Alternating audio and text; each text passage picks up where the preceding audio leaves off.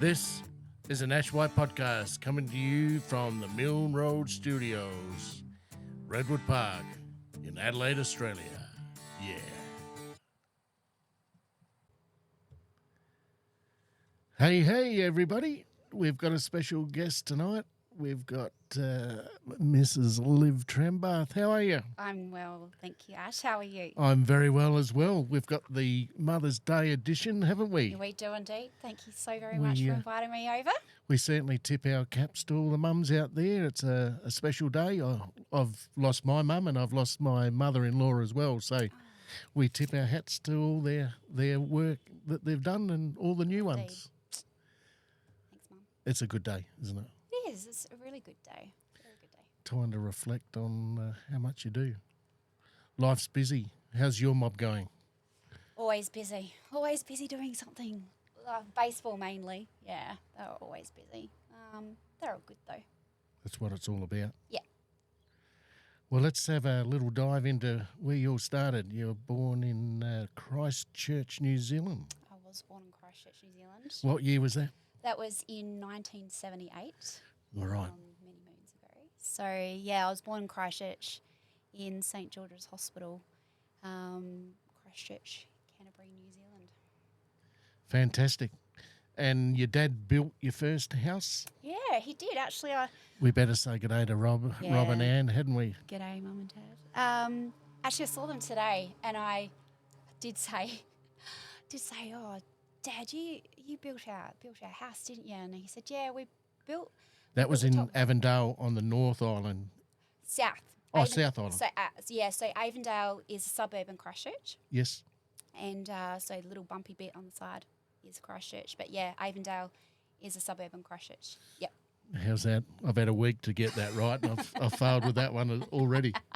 No, it's all good. Yeah, so they bought the house off the plans, and then they decided that they wanted to extend because, they got married and baby on the way, which was me. So, yeah, they extended upstairs, and him and his friend ended up doing that building themselves. So, yeah, born in Bexley Road. It's now Anzac Highway, actually. Isn't it funny how you remember the street name? Yep, Flat 2, 5 Bexley Road, Wow. Avondale.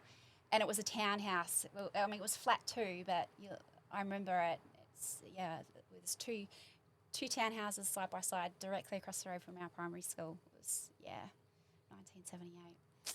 Isn't it funny? We were talking about Michelle Nichols during the week. Yeah. Hi, Michelle. She actually lives in my mum and dad's old house. No way. Yes, sir. Yes, ma'am. Sorry. Oh, my gosh. So that's now knocked So down. uncanny. Like it's knocked down and they're rebuilt, I believe. Yeah. But I lived at 5 Buckley Crescent, Fairview Park. You're kidding. And that's where she is. My sister lived at 8 Buckley Crescent. Is that right? Fairview Park. Yeah. Wow. So Michelle was almost across the road from where she was living, and we bought, like I said to you earlier on, that we ended up buying Michelle and Aaron's house when we moved on a couple of times. Didn't even realise until a couple of years ago, but yeah. Isn't that a small world? You know that it's small. come up twice this week, not once. It's come up twice. Yep. She's on a holiday at the minute. I think she's on Is she? a driving trip. Where's she at? I don't know. She's probably told me, but I can't remember where it is. Camping? I think so. Yeah. I think so. I think she's out in the good outdoors there, so she's having a good time, I'm sure. So you lived there till what? You were 8 or 9, was it? So I lived in Avondale. Yep. Yep. So we lived there until I was about, I think we sold up when I was about 8 or 9. And then we moved to Papanui after that. Was Papa Nui on the North Island? No, Papanui is just a suburb of Christchurch. Oh, right, I've got that wrong again. Yeah. So everywhere I lived, I lived in Avondale and went to Wainoni Primary School. Shout out to Wainoni. We started living in Avondale and then moved from Avondale into Papanui. And then we sold our house at Papanui and went and lived with my auntie and uncle in Waimakariri Road. You said that well. I did pronounce it about 4 Oh, times did you? this week. How did you say it? Oh, not as well as that. It was Ah, Waimakakari. Waimakariri. Yeah. Yeah. So Oh, hey, you got close. I didn't get it properly, but Yeah, it's a suburb of Christchurch. So, yeah, stayed there for a couple of months before you said we that moved. was a great time in your life. Yeah, it was fantastic. Just It was free, fantastic. young. Yeah, and like they lived on a hobby farm. So they've got 4 kids. Well, they're all grown up now; they're not kids anymore. But yeah, Auntie Paula, who no longer with us, unfortunately. Bless her heart Bless for her Mother's heart. Day as well. So Uncle Paul and Paula, we moved into Waimakariri Road. I'll say that with a little bit of an accent there. Waimakariri Road, and lived there for 4 months until we packed everything up in a shipping container and made the trek over to Adelaide. Yeah, so that was in 1991, so I was still 12 years old at the time. So born and bred in Canterbury, Christchurch, and then moved over here. Why did they denote Adelaide? What was the attraction there? The style of living, the quietness, or Well, Mum already had a brother, my Uncle David, that lived here in Adelaide. And Christchurch is the city of Adelaide. Did you know that? I reckon I've heard it. Yeah. I don't reckon I would have recalled it. Yep, But, sister city of Adelaide. So Mum had brother had been living out here in Adelaide since 1984, 85. And we'd been over and, had a little bit of a visit, a look around. And then Dad's sister moved over to Adelaide as well. Okay. And then, the GST hit New Zealand really hard, which was about, I think I said it was about 1988, 89, GST was brought into New Zealand. What was the percentage of the GST? Oh, it was something It ridiculous. was high. It was very high. 12% or something, Yeah, wasn't it? it was absolutely astronomical. So I remember my mum and dad, or my mum saying that, a grocery bill went from, something pittance to $125 a fortnight, which was huge money back then. And I remember Dad was saying it hit businesses, it hit unemployment, businesses, closing down, and people were handing their keys into the bank saying, we can't afford to live in our house. Dad was saying that the mortgage rate was up at 17%. It was just astronomical. So I guess that paired with in New Zealand, it's pretty cold most of the time, and my mum was getting colds and flu a lot.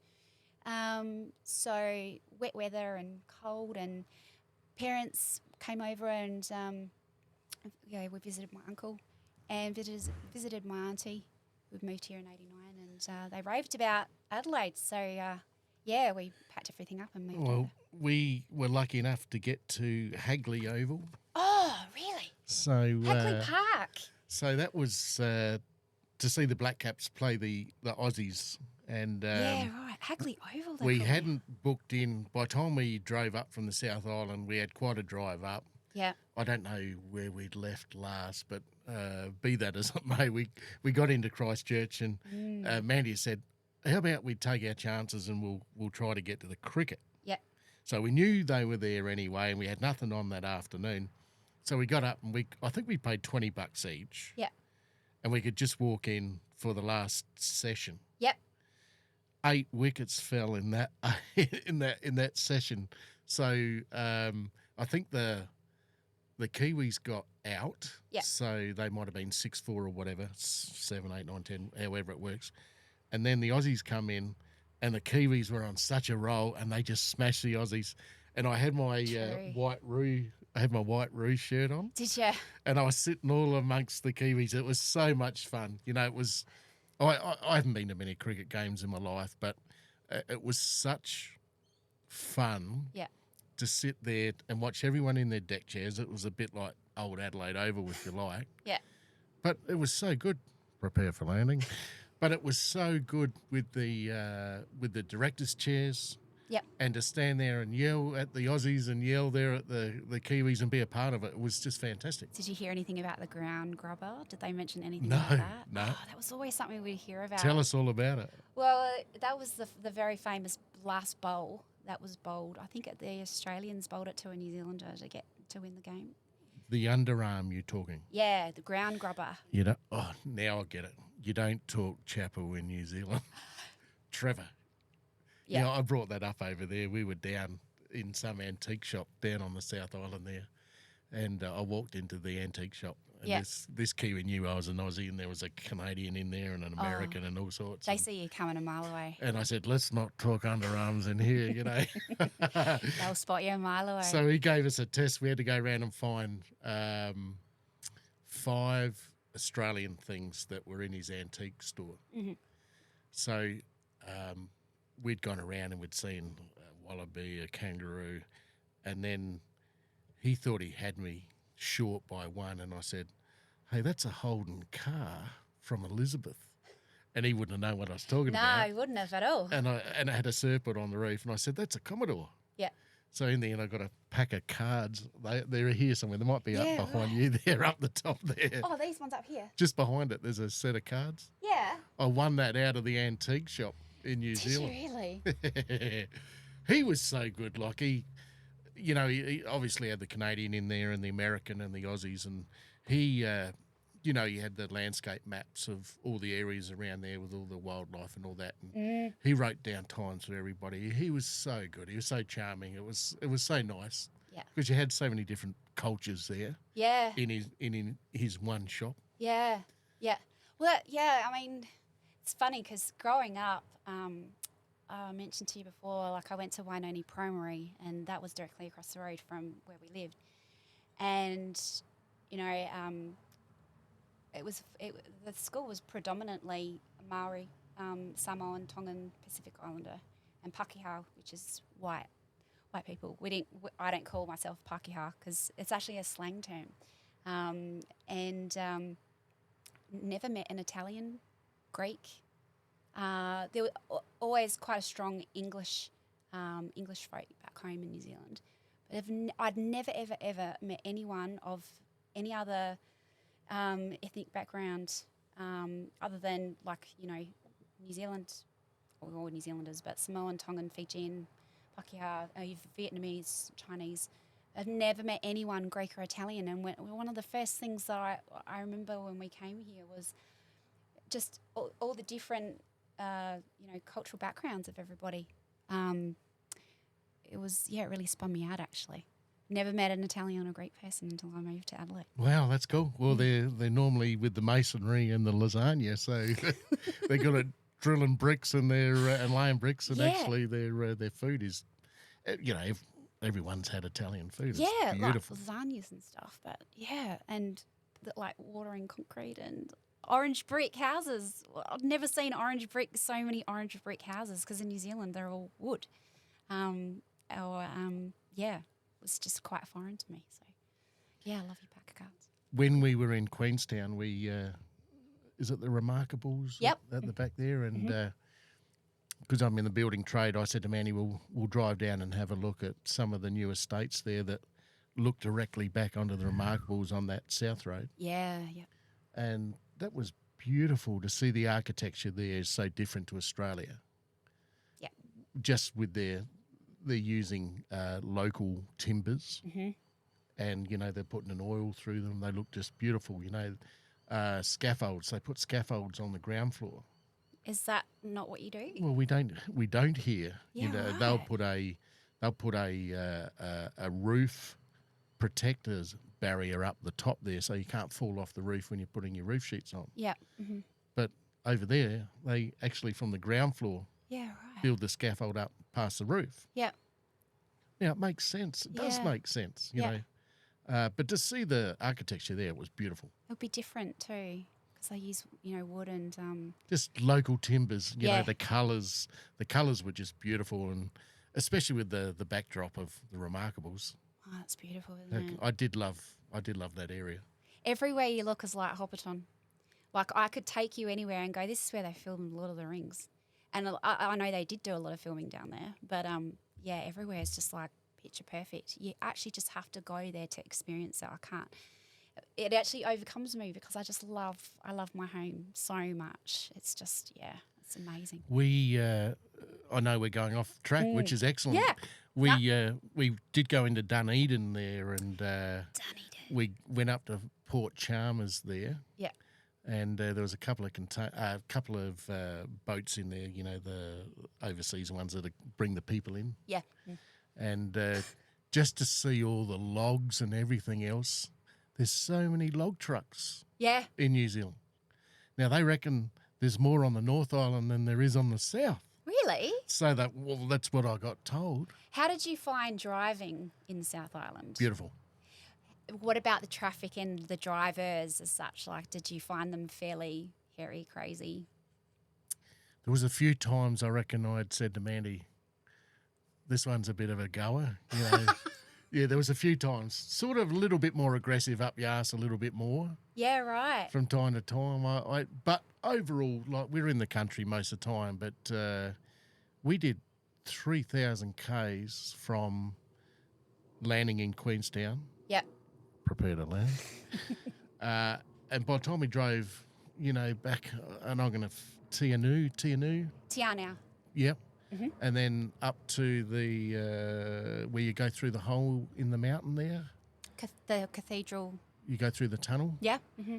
And then you drop out to the other side where the sounds are there. Might be Milford, is it? Oh, Milford Sound. Sorry, I'm going up, down. To Milford see Sound. the diversion of landscape there. Like, you've gone from the ocean, you've gone to the snowy mountains, you've gone through a tunnel. Yep. And it's 20 degrees warmer on the other side of the tunnel. It's incredible, isn't it? It's incredible. And you think, oh. We had a minus 27 degree frost in Christchurch a year after really? we moved. Yeah. So we had the only time that it ever snowed when I lived there was when I was 6 months old. And I was due that year that we moved over to Adelaide, I was due to go on a ski trip with school, because that's what you do in Form 2, I think it is. And yeah, I'd never been skiing before. And the year after, it snowed in Christchurch, and every year thereafter there has been snow. What's the closest to ski mountain-wise? Oh, that's a good question. Doesn't matter. I have to look it up. Doesn't matter. Yeah. We're only about 2 hours from the nearest ski field. And man, I wish I had gone skiing. Yeah, we went to Cardrona, and of course, you know, there wasn't any snow on the back mountains there. Is that right? Because we were there in March. No snow in March. No snow in March. But they have had some. They've had really weird weather where you'd still get some. There was still snow on the top bluffs. You know, the Remarkables every night would get a dusting, and then by the time the sun come out, lunchtime, 1 o'clock, it'd start to, you know, lose that white and go back to the stone. Yeah. You went to Friends Joseph Glacier and Fox Glacier. Fantastic. We sat there, and the first day we got there, we didn't. This is after I got bitten. Oh. After I got bitten from the flies. Sandflies. Good sandflies. Yeah. Jeez. And it was cloudy that day. It was overcast. It wasn't real cold, but it was cool. Yeah. And we went round to have a look at the ice. What's it? Glacier. The glacier, and to see where it is now to where it used to be.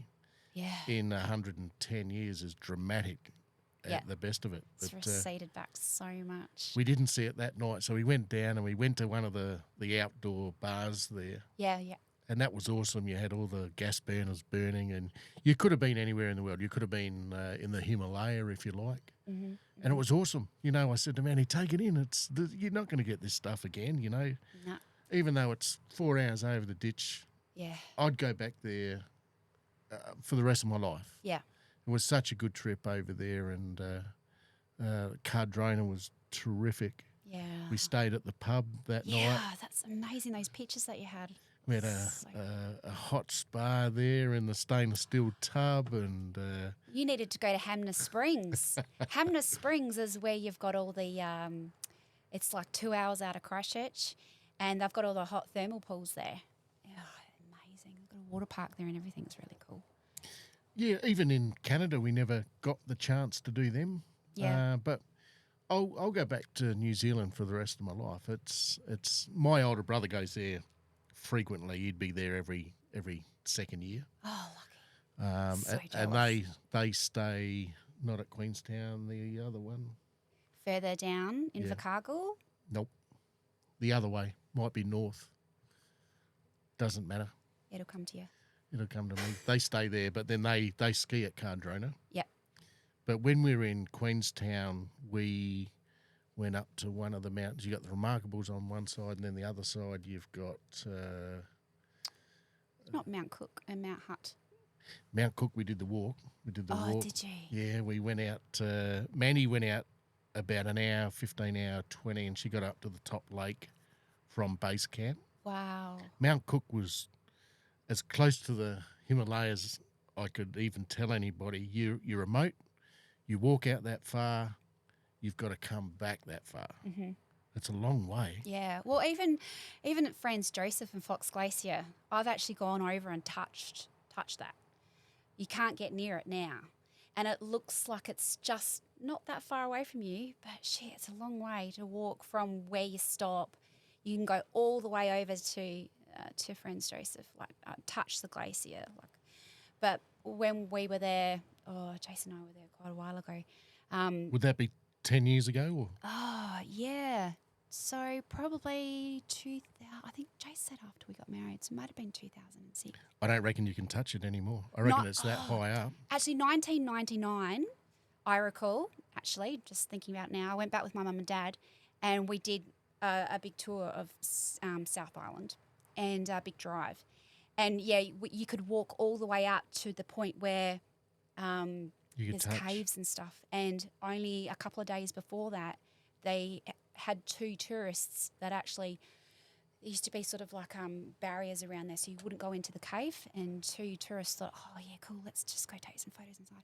Well, they had a landslide there, and so they were, unfortunately, they passed away inside the caves. But you would be walking towards thinking that you're not too far away. You're still ages away, and you'd hear just these little rock drops because they'd have landslides all the time. There's so much movement there. But it's just such a beautiful place. I'm really, really lucky to be proud, very, very proud Kiwi.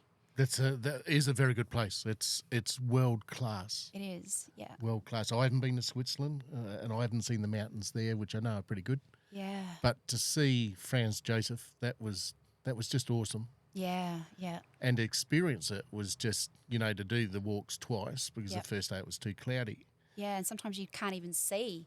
And they reckon originally that went all the way out to sea. Did, yep. And now you can only land a chopper on it. It's that high. Wow. Yeah, gosh. So it's pretty amazing. But that trip was second to none. That was if not better than Canada. Yeah. And we did 2,500 Ks in Canada, and that was pretty awesome. See, the thing about New Zealand is that when I go back and drive, I'll go to sleep in the car just like that. But I won't do it when I go back home because there's too much to look at. And I mean like natural landscape, because it's just beautiful. Everywhere you look looks like a postcard. And you would only know that by going there, and you would know what I'm talking about. You could just be driving around the corner and then all of a sudden you'll see a waterfall. And the colour of the water and just, 100% pure.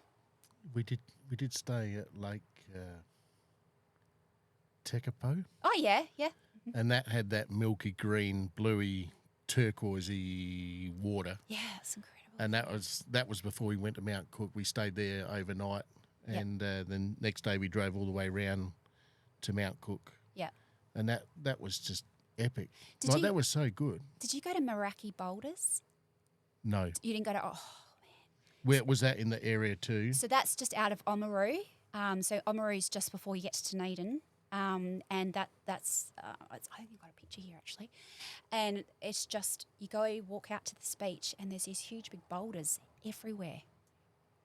It's incredible. It's called the Meraki Boulders. And it's only about half an hour maybe out of Dunedin. But you'll have to go check that out. They look out of space, these. They're just huge boulders. They're everywhere. I've got pictures of like Jason and I and the kids when they were little standing on top of them. They're huge, big things. I'll have to find it actually. We did stand on the most southern tip where you walked on the paddock there, and you walk on somebody's yard, and then they got this monolith or whatever, that says you're standing on the most southern part of New Zealand. Yeah, yeah, yeah. Did you go to the world's steepest street in Dunedin? And it's like this. And they actually roll Jaffas down this street every year. because they used to have the Cadbury factory in Dunedin. I don't think it's there anymore. I think it closed down. It may. Oh, actually, no. I think they reopened it, and they have a Jaffa race down the world's steepest street. We were about a kilometre from there. We ended up in the wharf there. Yep. And that's all been done up now. So they had a lot of old American Buick cars and So up your alley, it was Ash. like stepping back in 1942. Yeah. And you had all the old American V8 cars there, and they were all in the street, and all the buildings looked like you were in Germany. It was beautiful, but we did miss the street. We did see it on the telly that night because every night we'd go onto YouTube and we'd type in where we're going and just make sure we're not missing something. And I know that that tall, that steep, get him? No, I didn't. That very Jaffa street was only just a stone throw away, but we didn't see it. Oh, it's so cool. Did you go to the Spates? Did you go to Spates and did you drink the beer? You didn't go to the Spates brewery. Oh, Ash, next time you go to New Zealand, you need to consult with me, your travel guide for New Zealand, and I'll do your itinerary. I think you've got the next one for sure. Absolutely. I'll tell you all the hot spots to go where they don't tell you where to go. Coronet Peak was the other one. Yep. We drove up there. It only takes you 14 minutes to get to the top. Yep. And that was terrific. But that didn't have any snow either. Yeah. So because it was March. March. You'd have to wait to sort of May, probably, April, May. Yeah. You'll get some dustings now because it was still cold overnight. But a wicked place. So did you go to the West Coast? So did you go to Hokitika, Greymouth? You didn't hover over. That's up higher, isn't it? Yeah. So Queenstown's all the way down at the bottom, and then if you drive up into, oh gosh, I'm not good with my. We cut from Christchurch through to Franz Joseph. Oh, okay, you went straight across. So we did it that way. Yeah. So we started from Queenstown and then went to Tianau. Mm-hmm. And then we had a couple of days there. We had a place we stayed in there, just a nice someone's house there. That was excellent. Yeah. And then we had the days up to the Milford Sounds. And did you notice that their accent changes too? They roll their R's. Do they? Yeah. So the further south that you go, you come. Dunedin's quite Scottish. I don't know if you picked up on that either, but it's quite a Scottish town, and they start to roll their R's. So our accents change as you go further south. Dunedin was good. We walked around the city there and had a look at all the artwork on the buildings. Yeah. And then what drew us there was the railway station. Oh, yeah. We knew that before we left Adelaide that, that was something I wanted to look at. And, the grandeur of the building was terrific. And I think it's the largest. You can get 5 trains side by side there or something. Shit. You know more than me about it. So that was good. We took some really good landscape photos in Dunedin. Yeah. And Dunedin. You have to say it like a Kiwi. Dunedin. Yeah. So my mum's brother, Uncle Paul, he lives in Balclutha, which is about another half an hour out of Dunedin. And yeah, they roll their R's. I'm surprised you didn't hear it. Next time you go back, you'll hear it. We probably didn't talk to enough people. No. Did you find them really friendly over there? We didn't have any bad experiences anywhere. Yeah. Just the log trucks. There were so many log trucks. And yeah, that spins me out. When we got to Port Chalmers, that whole dock was full of massive, huge trees. logs. I don't know where they're all going, but they're going somewhere. Probably over. I think the Kiwi tree grows 4 times quicker than the Canadian one. Somebody told me that story. Who told you that story? I don't know, right or wrong. Some bloke. But it was a good trip. I would be very happy to go over there and ski. You should go up north too. We went up north. North and South Island are very, very different though. If you want to go skiing and you want the rural part of New Zealand, south's the way to go. South Island all the way. North Island's very more populated. Sort of find more. It's built up. There's a lot more. It's a lot. How can you put it? More rugged country in south, but in North Island's a bit more populated. Yeah. Oh, there it is. Fly in the studio. Oh, you got it. Point at him and take him out. Watch out, I'm on it. Yeah, they like me. They like me too. What about, we'll just come back to Oz for a little bit. Mm, You went to school at Banksia Park High School. I did. I went there as well. Did you really? I Yeah. didn't know that. You're an I- old scholar. Yeah, There you go. I started there in 81. Wow. 81, 82, 83, 84, 85. Yeah, right. So I met Mandy at school. So we're high school sweethearts. So I was Just- lucky enough to meet her there. Yeah, just like Jason. But Yeah. that's a good school. That was pretty cool. I didn't like it. The shooting, that was all pretty good. I wasn't there then. But Yeah, that's 1993. They had a school shooting. where was your St. Paul's? Where was that? So I went. So I left about 3/4 of the way in 1995. 3/4 of the way through school. Decided to, I guess, stop for a wee bit, have a bit of a break, and then I went to St. Paul's the following year. Sorry about Must be Pete. Where is Pete? I was waiting for him. Where's the concierge, Pete? I was waiting for him to come take my keys and park my car. And Pete, disappointed in you, Pete. I was waiting for you. He might have had a couple of Ferraris and some German cars, I reckon, Yeah. that you had to deal with tonight. You owe me one, Pete. He doesn't miss too many. He's a fair contributor here, but come on, Pete, pull your socks up. Yeah, Pete. Jeez, Camp Pete. Come on, get on board.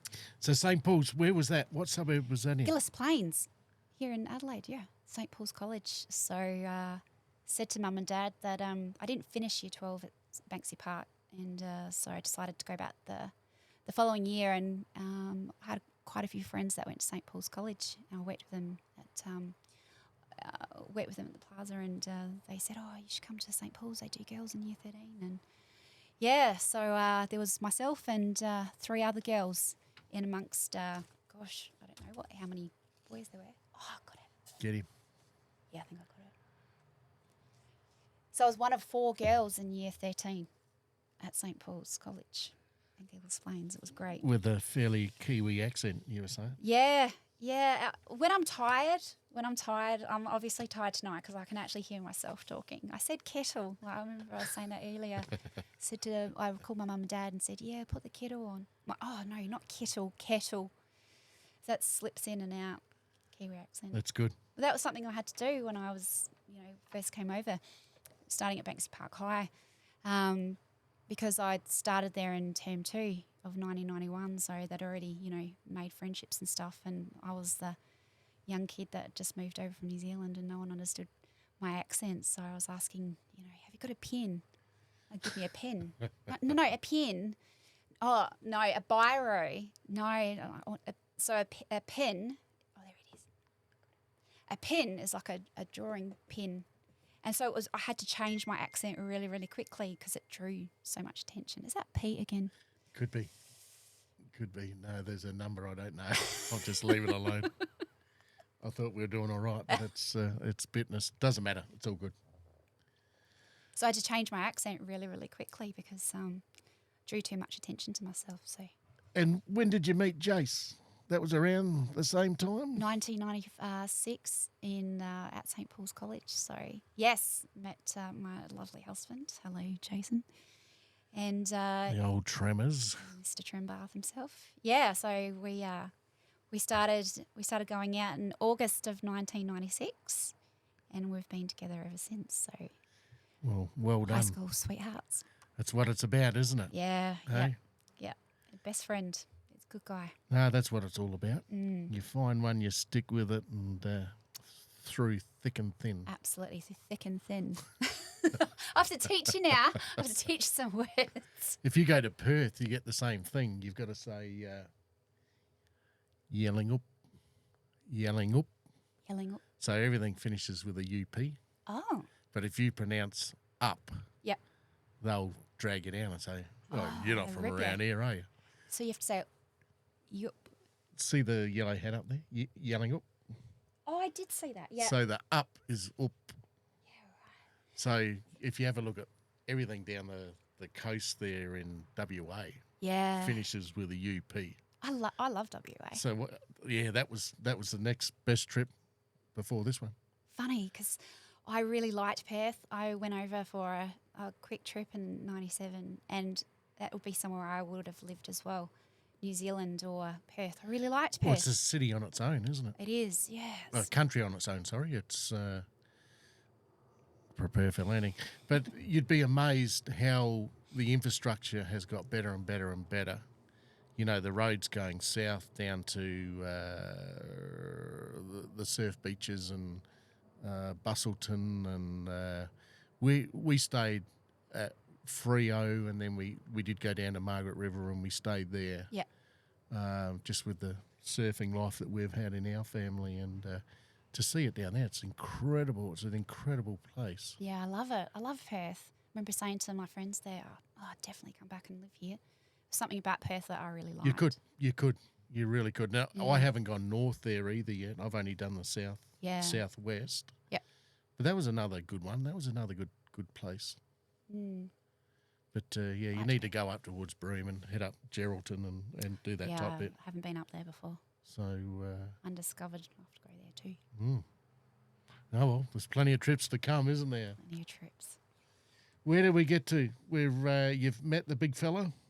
Have, yes. You love music together. You love vinyls, and you love just music. Yeah. Bands, and I think you big day outs and all that sort of gear. He was, so I remember we bought our first ticket to Big Day Out. I think it was like, it was about $50 or $60. It was really cheap. And that was our first concert that we went together. And then we went to heaps of Big Day Outs thereafter. And Soundwave, we always loved our music, still do actually, but I couldn't tell you how many concerts we've been to. How often do you, once the kids have gone down, do you turn the lights off and just put the spin machine on and listen?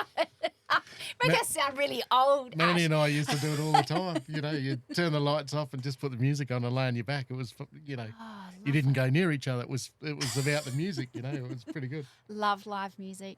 Yeah, Big Days Out were really good when they came to Adelaide, and go to Soundwave for 2 days and you'd come home with a sore back and sunburn and all shit. But, yeah, loved it. It was worth it, yeah, wasn't it? Hey? It was. Yeah, loved it. Well, we're getting towards when you got a little bit sick, you got a bit of glandular fever, didn't you? Yeah, I did. I've had that as well. I didn't get it as bad as you, but I had... I know your spleen becomes enlarged, so you had a pain in your stomach for quite a while, and then the glands under your neck sort of stood out like that, and the big knot on the left-hand side of your neck, you had a great big gland there that was like the size of your thumb sticking out. Yeah, right. And that does knock you about. You can only rest. You can't do anything else. Can't do anything. I had it in... I think it was 1999. And that put me on my ass for about 4 months. I was bedridden. I'd never been so sick. And it just all of a sudden just had a really sore throat, and that I was pretty sick with glandular fever, and it hung on for ages. So normally, and I guess we'll talk about later about the condition that I have, but unfortunately my immune system likes to hang on to things for a really long time, and I think that's one of the things with having immune disorders, is that it's trying to figure out and fight whatever it is, and it hangs on to it for a really long time.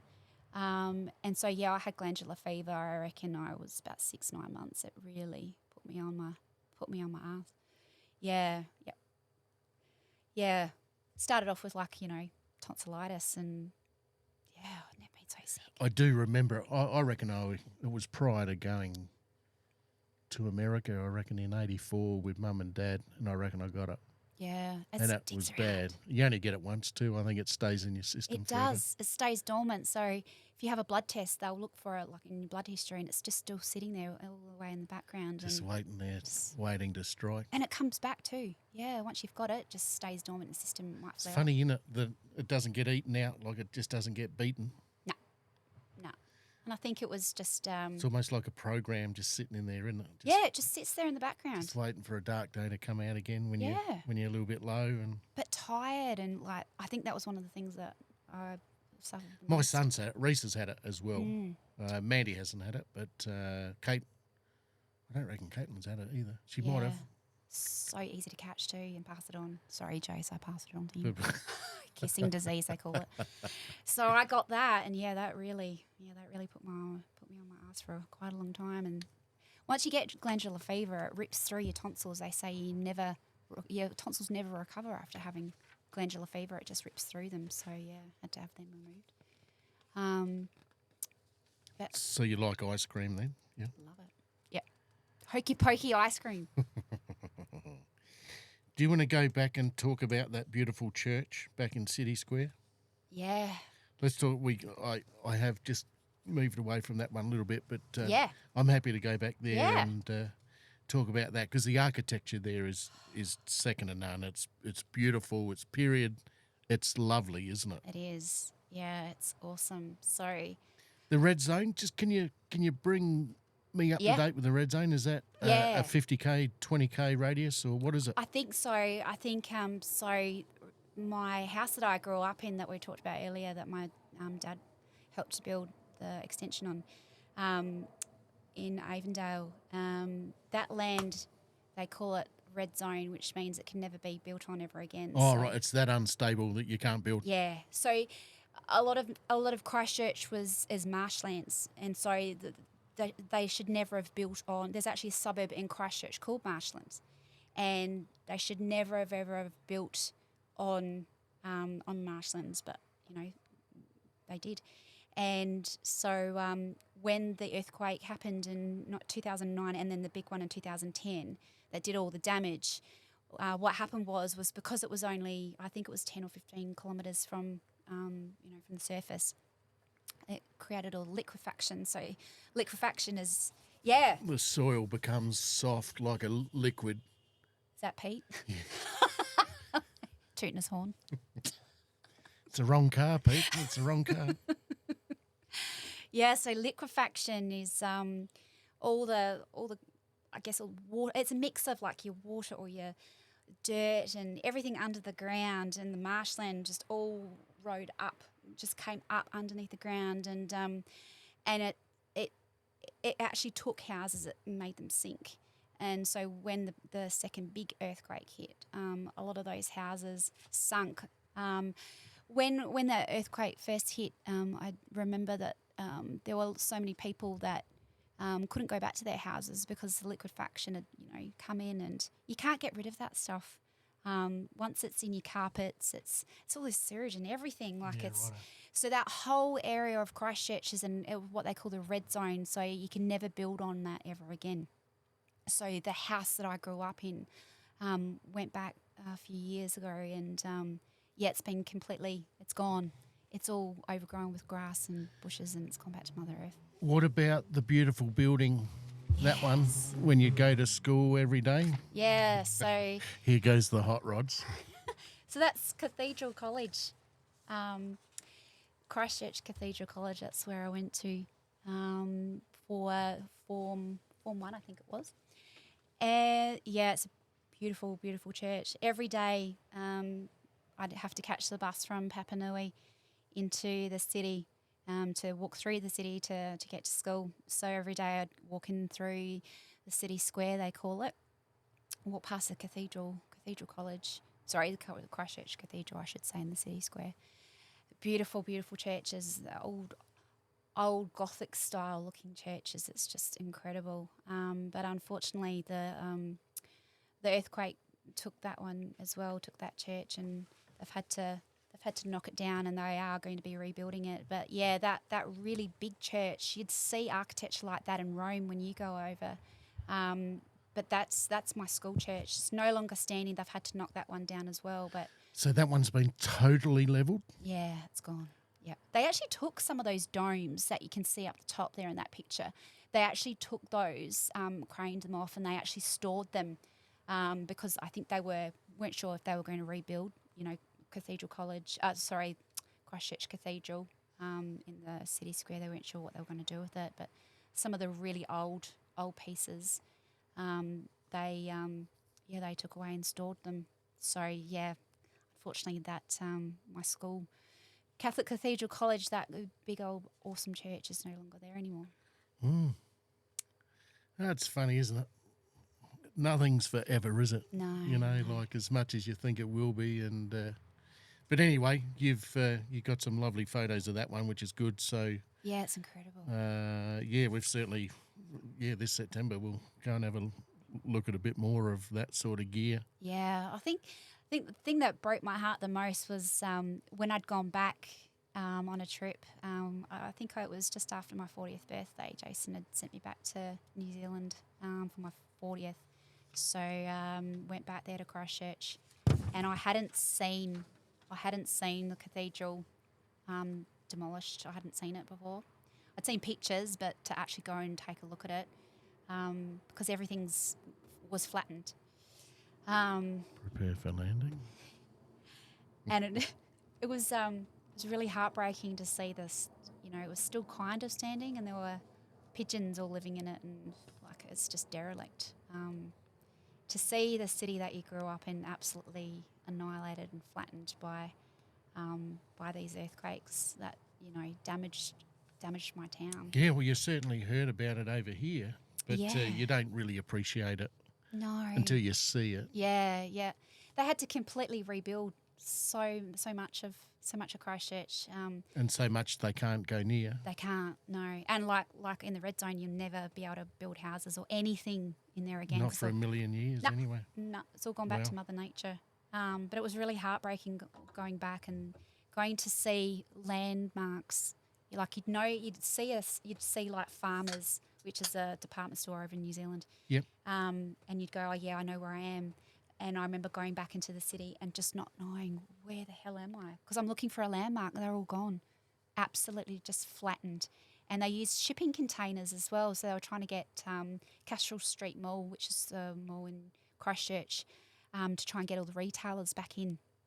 They actually converted shipping containers into Castral Street Mall, and they had retail and traders set up their shops in containers and stuff. So much of our history is gone, but so much is also trying to grow back and rebuild. When did you say the big one was? 2011? 2010. So they had one in November of 2009. That did the initial damage, but then that was about 30 or 40 kilometres. I may be out with that. 30 or 40 kilometres out from underneath. This one was a lot shallow, so it did a lot more damage. So in 2009, did a lot of the damage, and all the little aftershocks did all the damage in 2009 in November. But then when it hit again the following year in 2010, all the initial damage had been done. So a lot of it, you see all the footage of all those buildings that had just fallen over or sunk from the liquefaction. And it's funny though, because I used to say that no one knew where Christchurch was when I first moved over here. And I used to say, they'd say, where are you from? Oh, I'm from Christchurch. Whereabouts is that? Oh, it's in the South Island. It's that little bumpy bit on the right-hand side. Oh, okay, that's where it is. I don't need to explain where Christchurch is anymore because we've had this devastation happen and things happen, but such a beautiful city. Yeah, beautiful city. But so much has been damaged and you won't get that history back. Makes you a bit sad, but yeah. But my speaking about the cathedral, I was telling you that day I remember I was at the plaza walking around with Liam, and I heard about this earthquake back home, and I remember my sister-in-law saying, "You heard all about the huge earthquake in New Zealand in Christchurch?" I'm like, "No, what are you talking about?" And my auntie and uncle, Uncle Paul and Fern, shout out to them. They were due to come over about 2 weeks for Liam's christening because he was only 6 weeks old or what have you, and we were going to have him christened. And I said to my uncle, asked him to be godfather, and I said, he said, what can I buy him for his christening present? And I said, I'd really like some rosary beads from the cathedral, because the cathedral is as a landmark in Christchurch. It's like, for me, it's like Lady Liberty, New York, or cathedral was Christchurch. And I said to my uncle Paul, I'd really like some rosary beads for Liam for his christening. And there's a little shop in the cathedral. And I'd spoken to him earlier on in the week, and he said, oh, yeah, I'll go there during my lunch break. I'll make sure I'll go and buy some, because he was coming over the week after. And then I remember when the earthquake happened and Kerry-Ann had said to me, oh, have you heard about the earthquake in Christchurch? Massive. I said, whereabouts? And she told me, oh my God, Uncle was due to go there, to go to the cathedral to go and buy lamps and rosary beads. And he was due to go that day. But he worked in the hospital, Princess Margaret Hospital, which is not far out of the city actually. He got caught up at the hospital. He was helping with in the OT section, I think. He got delayed, and so he was actually due to go to the cathedral to go pick up lamps and rosary beads for his christening, and he got busy, and then the earthquake hit, and really, so he was just not meant to go there at that time, and the earthquake hit, and then so he was. I kept thinking, oh my God, that's where my Uncle Paul was going. I hope he's not there, trying to get a hold of him. And that was one of the big problems, is we couldn't get a hold of family because everything had been knocked out. Yeah, all the lines were down. Yeah, everything. Yep. So, and like my nana, she was was renting a house in off Quinns Road, Petrie Street, Mum. I think it's called Petrie Street, and her house, it was all shaking, and obviously couldn't go in there, and people needed to be evacuated. And we'd spoken to my nana really quickly. Well, Mum had for about 10 minutes, and the neighbours had got her and taken her to safety, because there were just aftershock after aftershock. We had about 8 to 10 hours of not knowing where my nana was. We heard her, but then we didn't know where she was after that. So that was pretty scary, not being able to contact family. You hear all sorts of these, you hear a lot of the main stories about what happened, but you don't hear of all the other little stories about, how it affected people. And my Uncle Paul was saying that he was driving home from Princess Margaret Hospital, and he said that the road was like this. It was like a big wave. And he said, things were just swaying like this. It was just incredible. They had hundreds of thousands of aftershocks after that. And they did end up coming to Adelaide, 2 weeks later for Liam's christening, and Mum and Dad had moved to Highbury, and so on Grand Junction Road, you'd hear a truck coming and roaring past, and they'd suddenly tense up, and that's because that's the sound of what an earthquake makes before it hits, is that rumbling noise, and so a lot of kids in that year, however old they were, a lot of them would develop post-traumatic stress disorder and would rock, because they'd be self-soothing, because the amount of aftershocks they got hundreds and thousands of aftershocks. And I've been in an earthquake before. They're not great, but after the really big one, they had. We were north of Vanuatu. We were on a boat cruise, and I think it might have been Whitehaven Beach. It was one of the little islands up. Yeah. And we'd only just got off the boat and grabbed a drink, and we're just sitting on the white sands of the beach, and it was beautiful, And it sounded like 1,000 cattle running. Yeah. And then you felt the wave go underneath you, and you could almost visually see the ground doing that from behind you and moving out to sea. Yep. And we didn't even consider tsunamis or anything. We didn't even give it we didn't know anything about it. No. And growing up, that was just something that we had, was earthquakes. And there's a couple I remember. There was one that we're at the neighbour's house next door, and animals go really strange when earthquakes are coming. They sense it about a minute before they actually come. I remember we were outside a neighbour's house, and they had a swimming pool, and then all of a sudden you just see, the water starting to shake, and the cats are going weird. And I remember when we lived in Papanui, Mum yelling out to me, "Stay in bed," because the first thing you need to do is you need to go and get into a doorway. And I remember Mum saying, "Just stay in bed," and my bed was shaking, and that's kind of like something you just grow up with in New Zealand, is every now and then you get an earthquake. But they got a couple of really big ones. And you've certainly got a lot of mountains there that are pushing out of the ground and growing every year, I'm sure. Yeah, the Ring of Fire. We've got that main, the fault line that runs through Christchurch and through the Alps as well. So earthquakes is kind of like a part of growing up. There's so much mountain, isn't there? I remember flying in on the way to Queenstown, and how beautiful that flight is, flying in between. Bumpy. Yeah. Turbulence, that And- would have got you. And it just looks like ore. You know, the mountains just look like iron ore. They're brown. They're almost shiny. It's just volcanic rock that's Yep. pushed up out of the earth. In New Zealand and in Christchurch, they call it the Canterbury Plains because it's completely flat. Completely flat. It's incredible. And when you're looking out from above, when you're flying over, it looks like patchwork because there's just, farms and it's just a beautiful city. But yeah, earthquakes did a lot of damage to my hometown.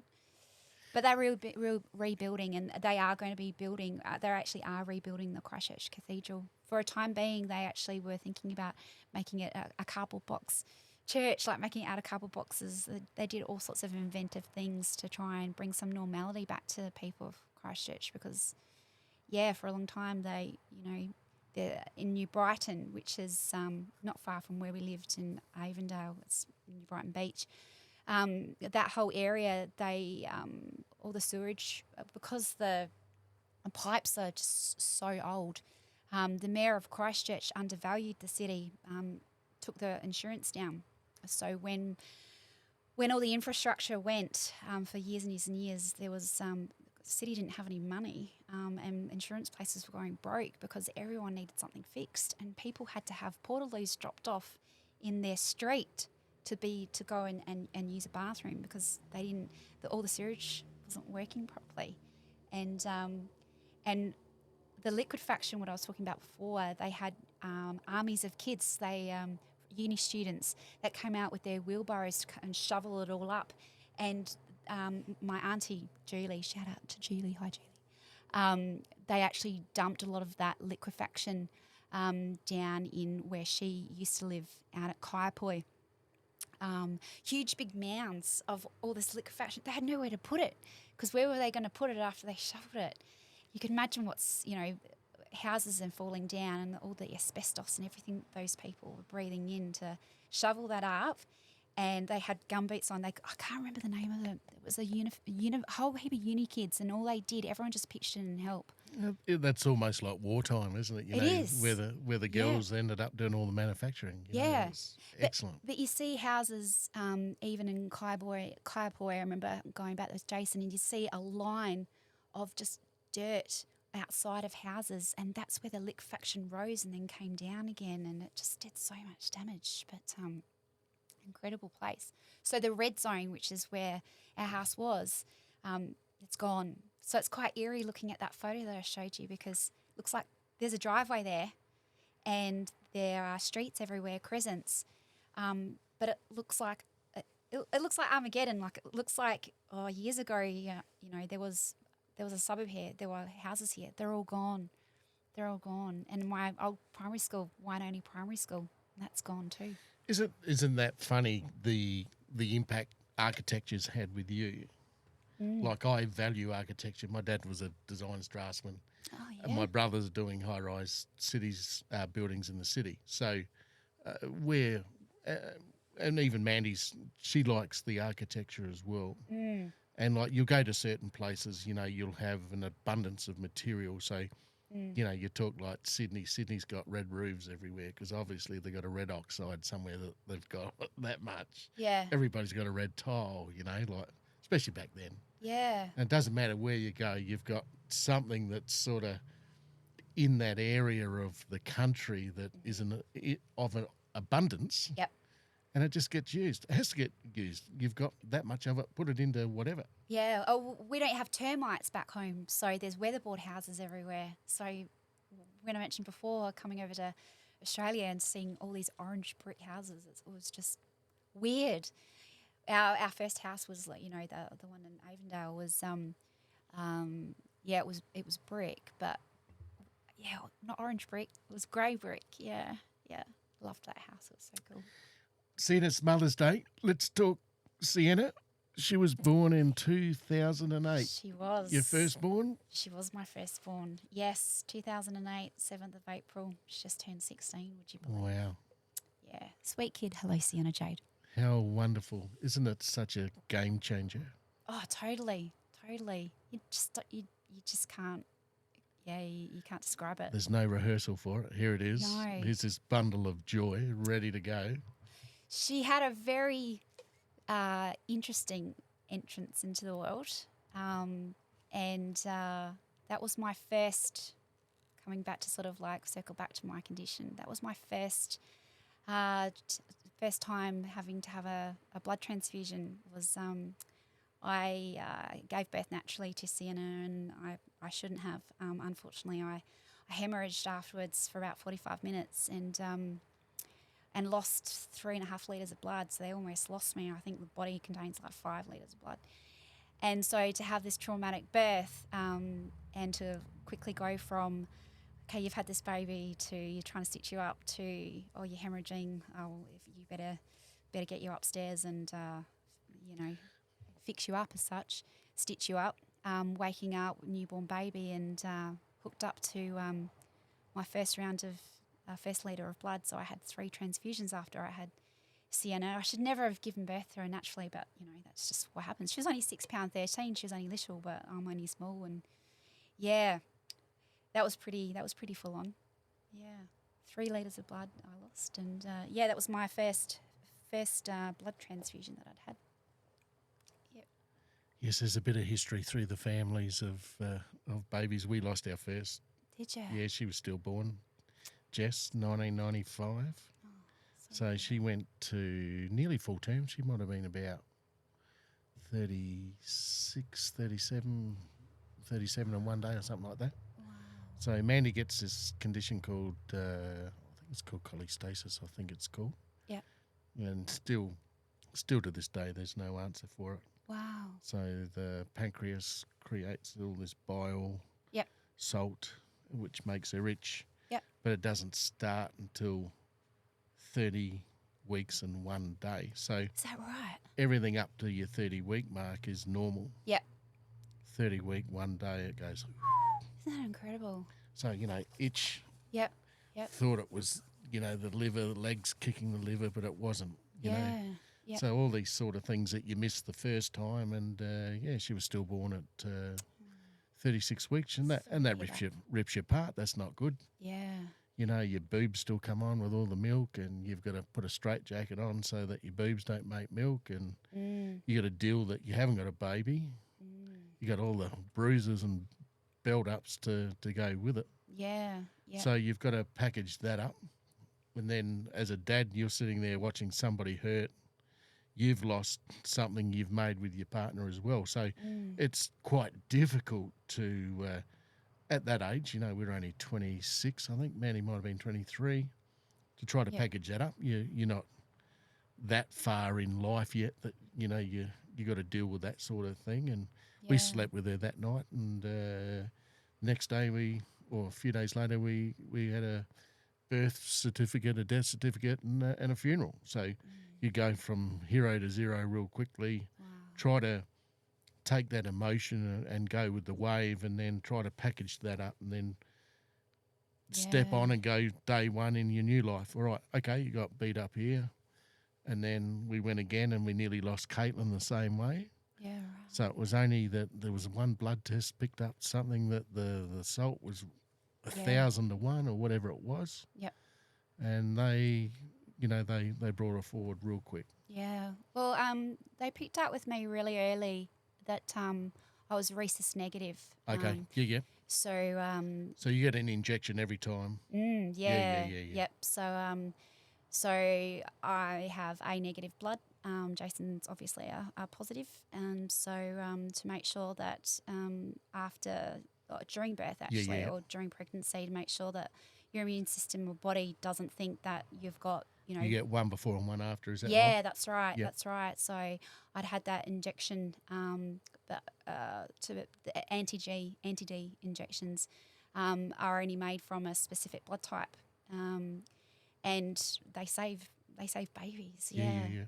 I know that Lifeblood have about 150 donors in Australia that donate their blood to make the anti-D injections. So their blood is rare. And my dad is actually one of those people. He used to get phone calls when we lived in New Zealand. He told me that he'd get phone calls from the blood banks for him to go and donate blood, because his blood type makes those injections that save babies' lives. Yeah, so so I was rhesus negative, and so lost all that blood. But she was a beautiful, happy baby, and parenthood is a huge big thing. I remember a photo of me sitting against the wall, and I didn't have a baby with me at that stage, but because we'd lost Jess, the first one, and then Caitlin was born, it was like, I think once conception had happened, I didn't go near her for 40 weeks. I laid all the cards on her back. I said, here you go, bang, bang, bang. I'm not going near you. I remember I was getting contractions all weekend, and Jason was watching the bloody showdown. I think I had Sienna in a showdown, and I think the same happened with Liam. Actually, there was a showdown on. I'm like, oh, bloody showdown's on. Yep. Crazy, yeah. Reese was born at 32 weeks. Wow. So he had tachybradias or brachycardias. I can't ever remember which way that goes, but they give you caffeine.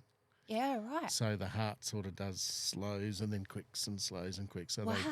they smack them out pretty hard with caffeine to try to boost it so that the heart obviously beats better. Wow. More often than these little, because you'd find times where the baby's not moving at all, heartbeat's dropping, the breathing and whatever's dropping right off. Yeah, yep. But they took him, and he was a boy, so he would have been a lot weaker than the girls. The girls in birth are a lot stronger as babies than the boys are. Yeah, yep. And he was at 32 weeks, so he was 8 weeks early.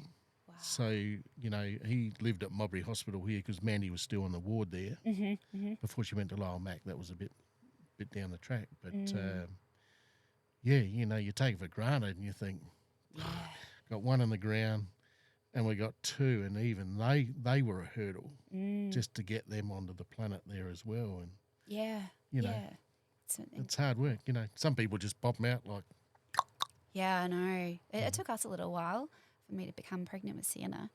But, she's an amazing kid. She's amazing. 16, just turned 16. Yep. Just turned 16. She's highly intelligent and just, gorgeous as. She's like a dad. She's definitely becoming more like her dad, actually. And then there's Liam, and he was born at 36 weeks. Liam was a 2010 baby. He was, yeah. So there's 20. They were actually supposed to be due on the same day, 2 years apart. And I remember them giving me, because I wasn't allowed to give birth naturally again because of what happened with Sienna, and because that was such a traumatic birth, there was no way that they could let me go into natural labour. So he was going to be caesarean. And I remember them saying to me, oh, we can book it in for either the 6th, the 7th or the 8th of April. And I said, I can't have the 7th. I'm not a product. Yeah. I can't have the 7th because that's the same day as our daughter. What about March? And they said, no, you can't have your baby that early. That's too early. The earliest we can go is the 1st of April. I'm like, I'm not having a damn fool of a baby. I'm not going the 1st of April. He ended up coming on the 21st of March. So I wanted a March baby. So I was going to have that March baby. But, yeah, he was born at 36 weeks, which is, it was premature. And unfortunately, Jason's parents were away in America, and his sister as well. They were all over in America. And, I had him early. He came early. So he was born just after midnight on the 21st of March, 2010. So he was easier. He was only 6 pound too, and he was by caesarean section. But yeah, he had a good start to entering the world, and he was difficult. He was difficult pregnancy. So Sienna's pregnancy was easy, apart from feeling sick. But yeah, when I was pregnant with Liam at 12 weeks pregnant with Liam, I contracted influenza A, and I was so sick. 12 weeks pregnant with him, and blew both my eardrums, and just never recovered from that. I never, ever had sinus infections, never had ear infections, nothing like that. Then all of a sudden I couldn't get rid of them. So you've got all the ENT stuff just going round and round and round. Yep, pretty much. So I was pregnant, blew both my eardrums, sinus was horrible. I was constantly at the specialist with a sinus infection, and they actually ended up having to do surgery on my sinuses whilst I was pregnant with Liam because I was just so unwell. I couldn't get rid of these sinus infections and ear infections. And I remember coming out of one of the surgeries, and my specialist had said to me, "You had a really unusual bug in your sinuses. I don't know how you picked that up." I said, "Oh, what do you mean?" He said, "Oh, right at the top of your sinus, there's this bacteria that we find in intensive care units, and you had that growing inside your nose. We don't know how you picked that up." So one of the things that my body is susceptible to is what they would call, it'll come to me, opportunistic bugs. So he said, "I don't know how you got that in your nose, but you had this really unusual bacteria growing in your sinus." And so also all through my pregnancy with Liam, I was just sick. And yeah, had that surgery, had to have surgery while I was pregnant with him, and just I couldn't get past these infections, and they continued on after I had Liam. Ear infections, sinus. I've probably had about four sinus surgeries, and a couple of ear surgeries as well, because my body just likes to hang on to catch things really easily. How did you go with your COVID stuff? Did you have any reactions to any of that, or did it to the needle? Actually, yes, I did. Yeah, I did. So the first COVID injection I had, it knocked the absolute What did you shit have? out of me. Pfizer. Yeah, I did. I had Pfizer. Yep. I had two only. I've had two, but I never got a booster. Yeah. Like I married a nurse. Mandy's had 16 of them. Yeah. Not that much, but she's in it all the time, and my immunity prior to that was unreal.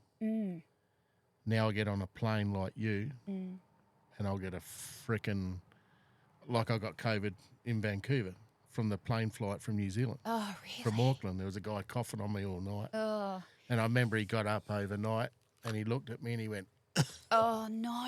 and he coughed in my face. And I said, "Are you for real?" And I said to Manny, "Give it 5 days." And luckily we'd skied with Reese for 3 days up there. Yeah.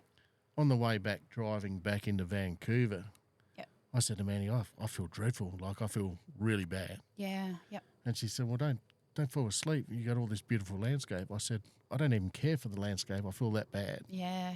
It's shocking. So that was the beginning of the driving around Canada. Yeah. That was 2,500 Ks. I got 2 hours down the road and I was fidgety. Yeah. Yeah. Manny said, "What's going on?" I said, "I keep passing out." I said, Oh, really? I said, "I've got to pull the car over, otherwise we're going to be dead."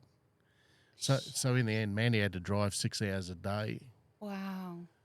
on most days just to get us to, because we still had 2,500 Ks to do. Yeah. Yep. So there was a lot of places I couldn't get into. There was a lot of places I just felt shit. Yeah. And I would just fall asleep. Yeah. Yeah. Even sitting in the passenger side, I'd fall asleep. Oh. And, poor old Manny just have to drive and drive. And there was a few places where the roadworks wouldn't let us go any further. And we might have to do a 2.5-hour detour. Wow. Which ended up being a 5-hour turnaround time for some of them because it's all mountain. Yeah. So, it was amazing, But we never, and Reese has been pretty well similar to it as well. Well, yeah, when I had my first COVID injection, I was, because with my job, I was working with setting up all the. Am I allowed to say that? Setting up all the locations. Of course you can. Of course you can. So I You've done a terrific job. Setting up all the locations so that these locations were able to give COVID vaccines. So yeah, I had 2. The first one knocked the socks off me.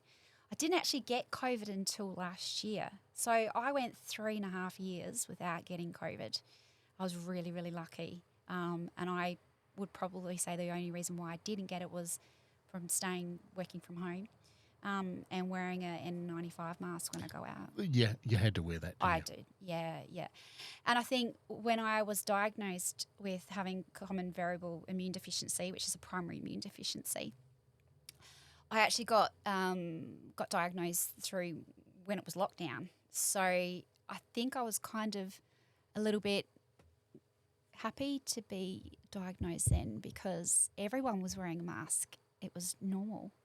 And I think if it hadn't have been COVID, I would have stuck out like a sore thumb because to protect myself when I go out, because I just catch everything so easily, I wear an N95 mask so that I don't catch anything. But everyone was wearing them, so it was quite normal. So I was just one of those many people in the crowd. But yeah, I got COVID last year. But yeah, my body likes to hang on to infections and get very weird, opportunistic bugs. Oh, wow. Yeah. That is crazy. Yeah. And it's a genetic condition, so unfortunately it's been passed on by someone. Just not sure which one it is. Mum or dad, I'm not sure. Yes, it's always hard to know unless you do all your blood work and find out And exactly. genetic testing, yeah. I actually do have an opportunity to have that. But I think one of the things about having my condition, because it's a, an immune deficiency, so I don't make enough IgG and IgM, which is the immunoglobulin. I did talk to Mandy about that during the week. So Yeah, that was interesting. Yeah.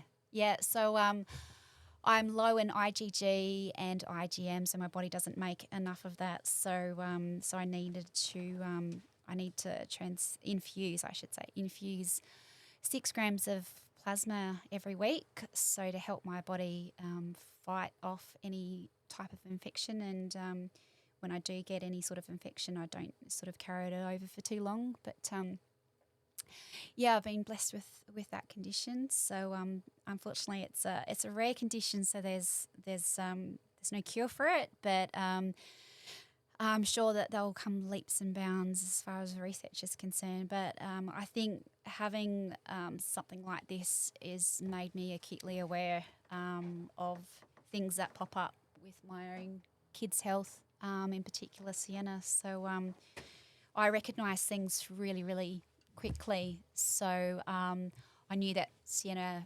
I knew before she was diagnosed with it, I knew she had endometriosis.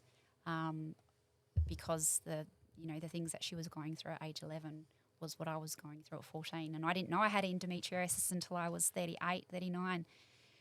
So the wonderful things that the body does with the immune system is there's all sorts of different things. Like I've got a thyroid condition, so I've got underactive thyroid. That's an immune deficiency. That's an immune issue.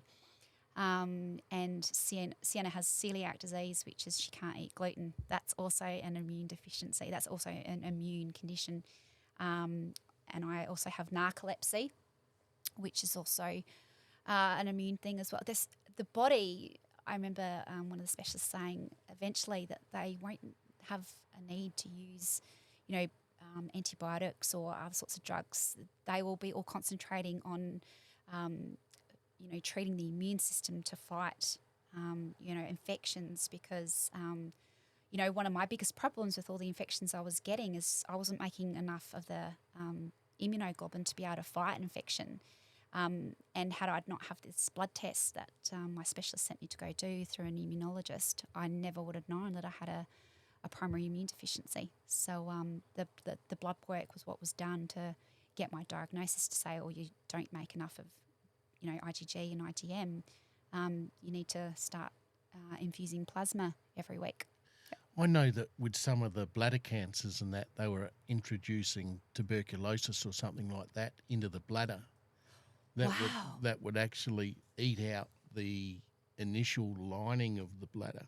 Is that right? So it's, you're saying before, it's almost like you introduce something else that will do the task of getting rid of the issues, so that the immunity's done by, once again, another disease that's actually helping in some of that. Now, we can proof check and all that, no worries at all. But I had a mate that I worked with that had that disease, and once again, you introduce another disease to rip that lining out so Yep. that that lining's gone and then let it repair itself from there. So it is incredible.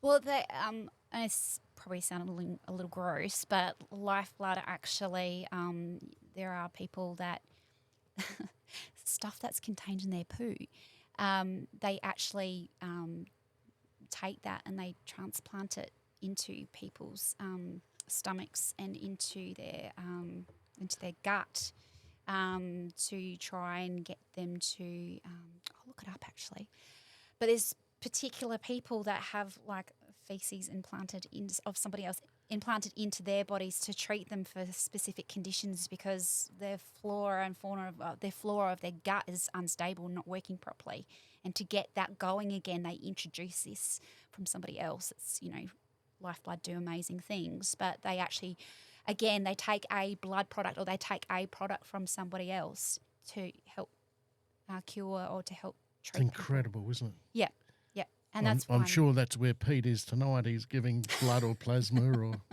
Good on you, Pete. he's a good bloke. Love you, Pete. He's a hard worker. He does plenty of that. He's a good bloke.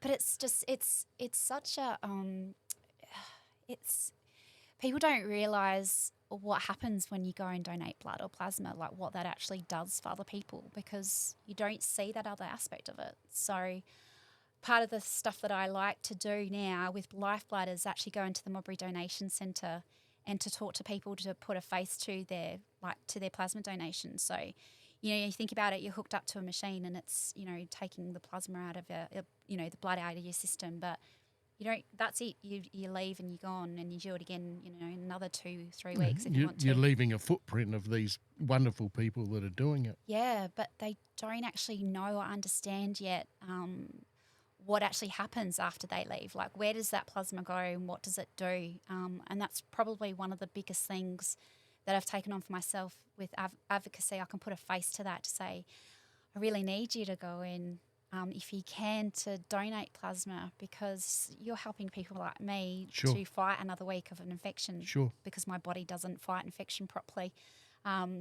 At the moment, they may take me off plasma at some stage and start to see if my body can do itself. But at the moment, I rely on plasma from other people once a week. So will that still be forever? Well, I've been on it now for 4 years. So they may at some point they may take me off for a couple of months to see how I go. If I get, more infections or how long these infections last for. They could do that as part of a trial because part of becoming eligible to receive plasma is every 6 months I have to go to hospital, Royal Adelaide Hospital, to the immunology unit every year actually, and they take do all my bloods and they sign me off for another year of free treatment. So it's actually covered under the PBS. That all of my I brought it with me actually. All of the stuff that I do for an infusion is covered under the PBS, but I have to be I have to go and go to the immunology every year so that they can go through how's your last 12 months been. Have a look at your markers and work out where you're at. Yeah. Yep. So yeah, it's pretty big stuff. It's just so I try to put that face to what happens to your plasma after you leave. Helps people like myself to fight off huge ear infections that I get. So with CVID, it's all upper respiratory. So like bronchitis and laryngitis and throat infections, ear, nose, everything's upper respiratory with common variable immune deficiency. Yeah. Do you find that the winter and the cold affects you very badly? Yeah, it does. So I've got asthma, and when I was about 16, I know. Sure. When I was about 16, I got some bronchial pneumonia, and so that put a lot of, scarring and stuff. But I was a smoker as well. Stupid. Not a smoker anymore. Not for years, but had that weakness in my lungs. So after I had that pneumonia and then I had glandular fever, again, another immune system condition. I still think the glandular fever one is one of those nasty ones that, as you said, sits in your system for forever. You've always got a marker in your bloods. Yep. Just sits there in the background. It's just you look at some of the big sports people that throughout the years that have had that and then got sick really bad, Yeah. And It's like a recurrent Barry bout. Sheen had it. Barry Sheen died pretty early, and I know he didn't look after himself either. But there's lots of these people that get it, and it does prepare for landing. Isn't it wonderful living underneath the planes? Love it. It is good fun.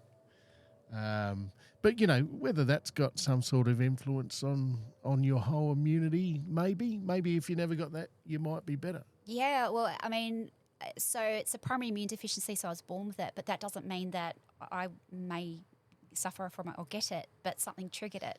So I think the common thinking at the moment is one of the biggest barriers for a rare disease such as mine is that it's not diagnosed until really late on in life, and that's probably just a generational thing. I think the more education we're getting and the more research and money they're putting into these sorts of rare diseases, they're finding more and more out about it. So, I'm 45. That was my next question. I'm glad you said 45. I thought you were around that mark. 45, so. Yeah. Actually, I have to keep thinking, going, how old am I this year? I'm You were born 68, 78? 78, yeah. There you go. Yeah. Just take a few photos of you. How's that? Good to have you here, Liv. Thanks. Yeah, look, it's you've been belted up a fair bit, and you're one of those tough dudes that we like to have around. You're busy up the club. Yeah, love the club. It's it gives a lot back, doesn't it? It's yeah. Sort of, you're putting yards of hours up there doing lots and lots for lots of people, and trying to organise and make sure everything's as smooth as it can go, and that's the thing I love about like the Dodgers is that it's a club community. Whatever you're going through, you don't need to go through it alone, and that's I think one of the awesome reputations about Golden Grove is that we're a real family, community of people, and I think that's what I like so much about doing community and advocacy work with Lifeblood is that it's a togetherness. You don't have to feel alone and go through these sorts of things. Well, you can thank your dad on that one, can't you? Yes. Yes. He was a good contributor. My dad? With community? Oh, yeah, he was. We grew up across the road from a school, so from Wainoni Primary, and he was on the governing council, as they would call it back in the day. And always up at the school doing stuff like helping out. So everyone knew who our family was, not just because we lived across the road, but because my dad was always involved, and my mum and my nana and granddad. And I sort of growing up, I sort of look back at that now and think, to grow up with my dad having that sort of impact in the community. Daughters and dads are pretty special. I've got one living in the UK, in London, and she's met a lovely bloke called Andy. You don't know how much that makes your heart feel so good. Yeah. That she's found not only a great bloke, she's happy. Yeah. And all you know how busy her life's going to get. You know how busy it is as a mum and a female. It doesn't stop. It doesn't stop. But as long as you're enjoying it, that's the main thing. Sure. It's all right, another Mozzie just let himself in. Was it a big one? Yeah. Oh, gosh. At least it's not like those sandflies back home. No, but that's one thing. I've had a checkered past with my daughter all the years growing up. I'm a construction worker. I've been naughty for a long time, and at the end of the day, I was away for a lot of the kids when they were younger, and everyone used to say, "Hey, Waddy, don't miss it because it goes like that." It does. And then I've been lucky enough that I've still got the love from them to me, which is amazing, because there were many, many years I weren't around. Yeah, right. You know, you're just working away and, Yeah. you know, you're a young bloke. You're just trying to, you're a hunter. You're trying to make as much money as you can for the family so that you can have and do what you choose to do. But, Yeah. you know, it comes at a sacrifice. You can't have two people doing it. Yeah. Otherwise the kids miss out. Yeah. But, you know, I met Andy. They came back for a wedding. My Mandy's nephew got married, and they came back in October, November last year, and we had everybody here. And it was so good to have everybody here, you know. Breakfast was good, dinner was good, everybody was chipper, you know, everyone's walking around with a smile, and, Yeah. you know, family's first, has to be. Yeah, absolutely. Family makes you smile. Yeah. You know, I got a kid back last night at 10:30 last night, you know, and now you know he's here. Yeah, yeah. And now he's going out to town. Now you're worried about your kid again. You know, you haven't had your kid here for 2 Doesn't years. stop, does it? Doesn't stop. But it's pretty cool. Hey, listen, Chook, we're at 90 minutes, believe it or not. Are we really? What I want to do, Wow. I'm not cutting you off. Where do you want to go with this one that we're still on at the minute? What do you got left to talk with that one? We got plenty of time. Yeah. Plenty of time. I don't know. We're talking about the donors, and we're talking about recognition of the donors for plasma and blood. And Do you want to see what it looks like? Sure, bring it out. Yeah. We'll get some photos for the fam, hey? Just take these off for a sec. Sure. What, do you got some plasma bags? I do. Well, I reckon that's fantastic that we've got that at the Milne Road Studios. That's good. Is that a first for Milne Range? It is a first. So what are these ones? So this is plasma. This is what it looks like after it's Separated. Yeah. Yep. After it's separated. So it's made in this is a particular company called CSL Bearing in I think it's New South Wales. Yep. So the plasma that gets collected at your donation centre, it gets spun down, and it's actually clear. So Wow. it's when it is donated, it's yellow, but when it separates, you've got the yellow part and the clear part. And so I have to have these 2 bottles every week. So that's 6 grams right there, injected into my stomach. Yeah, righto. Okay. Slow release. It's called subcutaneous immunoglobulin infusion. And that's what it looks like. So there you go. So it has to stay in the fridge. I pick it up from my local hospital.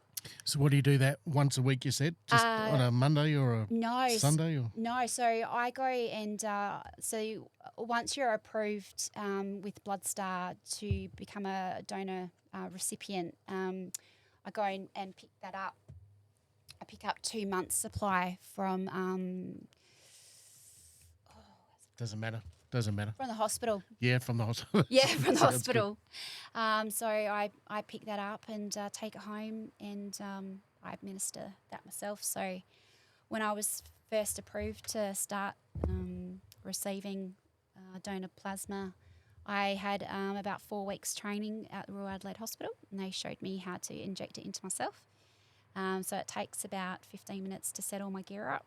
And it takes about an hour and 15, 20 minutes to infuse it. What, do you got a wind-up pen that you put it into? My mum had diabetes, so I used to watch her do it. So you have to draw it up. All right. So you have to draw it up first. So you have to put the needle and the cannula together. Yes. Draw it out. And then once it's all drawn out, you get all the bubbles out as well. Make sure there's no air in the line. That's right, no air in the line. Then I have to prep the line. So that's what they call a giving set. So you hook that up to,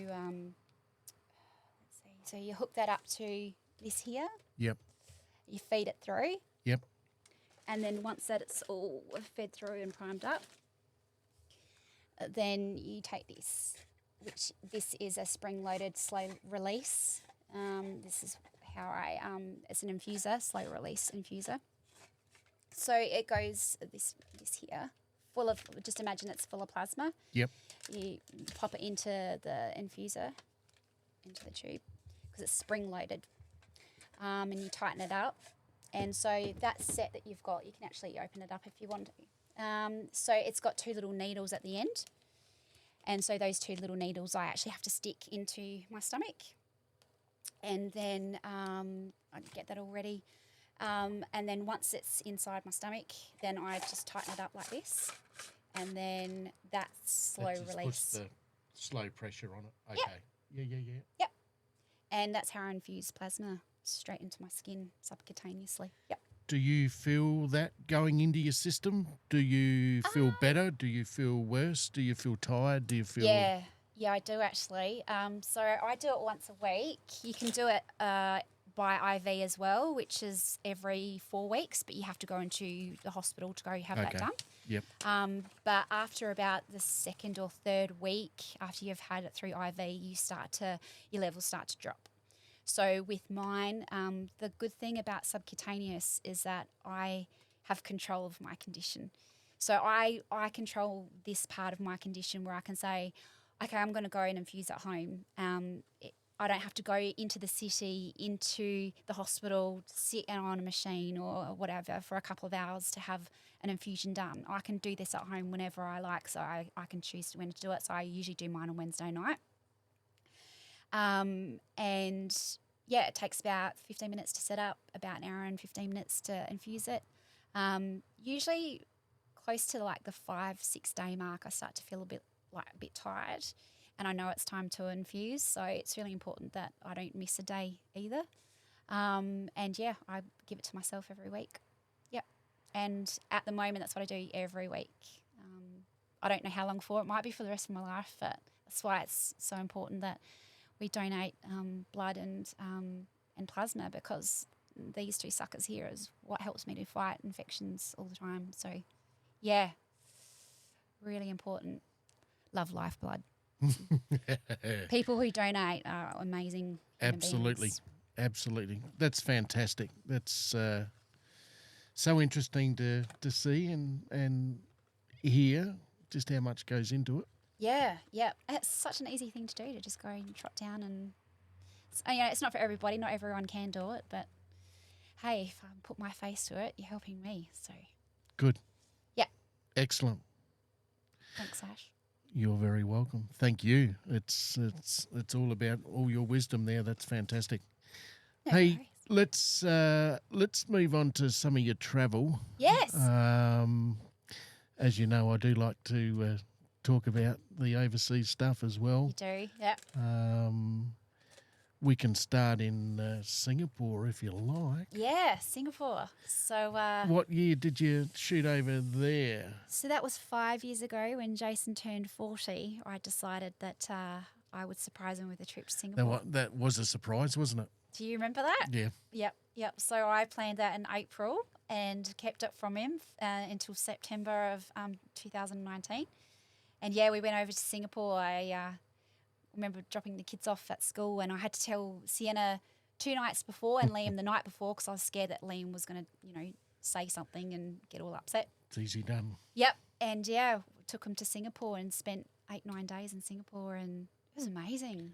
What a very clean city. It's incredible. Just Manny and I flew from Adelaide to Perth and Perth to Singapore. So we didn't see our bags in Perth. Yep. So we'd gone domestic, international. Yep. So by the time we got to Singapore, Yep.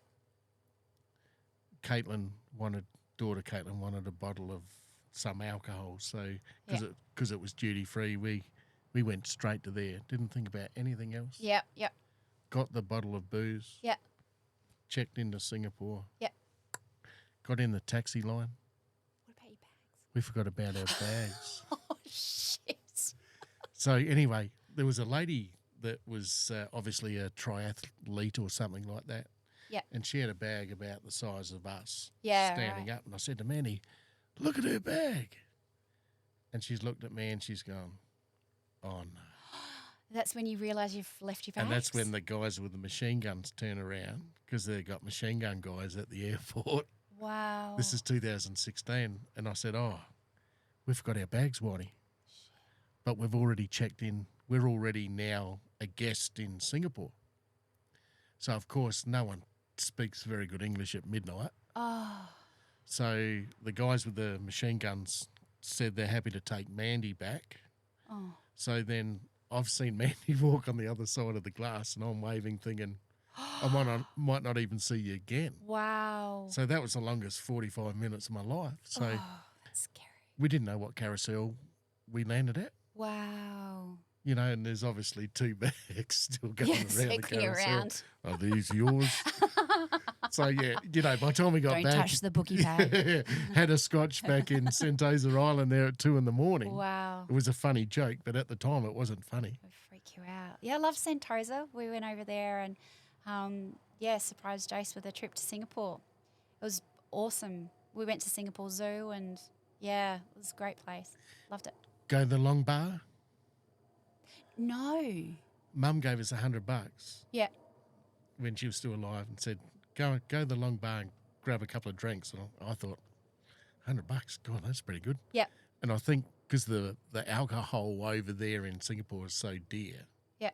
I think it was $45 for a beer. Get out, really? Yeah. So for 2 beers, it was $90. Shit. And I said, I'm not paying $90 No for way. a beer. Beer's not worth that much. Can you imagine paying $95 for a red tin? So in the end, we paid $25 for a packet of peanuts.